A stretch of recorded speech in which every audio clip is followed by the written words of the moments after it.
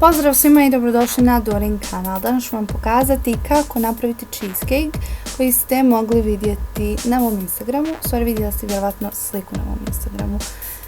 Ovdje sam pravila malo drugačije, ali u suštini isti vam sastojci trebaju. Mnogi od vas su me pitali da im pošaljem recept, poslala sam, ali evo snimila sam i tutorial, pa nastavite gledati. Ono što vam potrebno je tečni šlag ili slatko vrhnje, 2 vaj krema, puding od vanilije, 2 mljevene keksa i mlijeka. Ja sam ovdje stavila 1 čašu, ali treba će vam više. Treba će vam i ovakav kalup, ali za kraj. Za početak saspite sav keks koji imate u jednu posudu i dodajte vrućeg mlijeka. Ja sam ovdje dodala 3 čaše i promiješala. Poslije ovoga dodajte maslaca koji ste prethodno zagrijali. Otkinite koliko mislite da vam je dovoljno, a bolje na početku manje, pa onda dodajte ako vam bude potrebno više.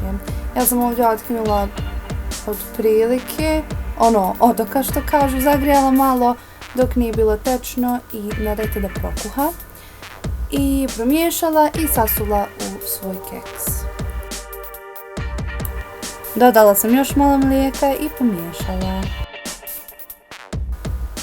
Veoma je bitno da ne budu grudvice, tako da miješajte i dodajte mlijeka ili maslaca ili čak vode ako želite, dok ne bude sve jedna lijepa smjesa. Kada bude ovako nešto slično kao na videu, saspite u svoj kalup i možete kašikom ili rukama sve ravnomjerno podijeliti po kalupu.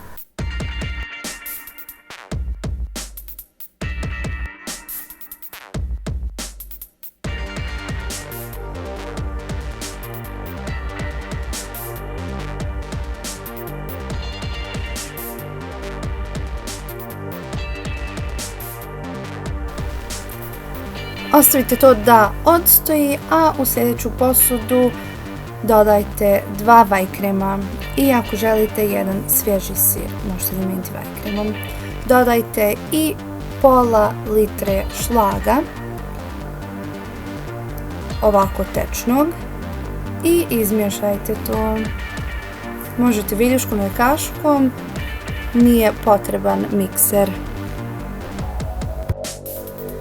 U međuvremenu napravite puding od vanilije, a ovu smjesu podijelite u 2 različite posude i u jedan dio samo dodajte svoj puding.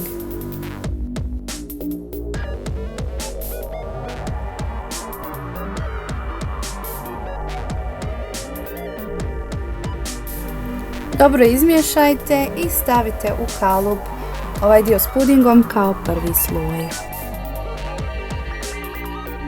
Kada ravnomjerno raspodijelite, stavite u zamrzivač nekoliko sati da se zamrzne ili bar ohladi.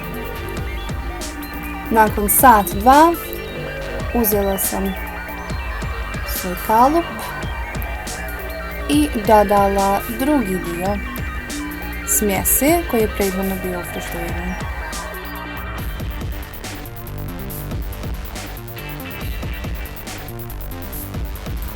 Sve fino ravnomjerno razmnožite kašikom i na kraju možete dodati nešto od voća.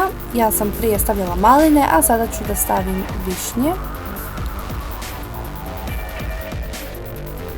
Kada poredate željeno voće, stavite kolač ponovo u zamrzivač i nakon sat ili 2 možete da ga jedete. To bi tako trebalo da izgleda. Ako napravite kolač, javite mi kakav je bio. A mi se vidimo u sljedećem videu. Hvala na gledanju.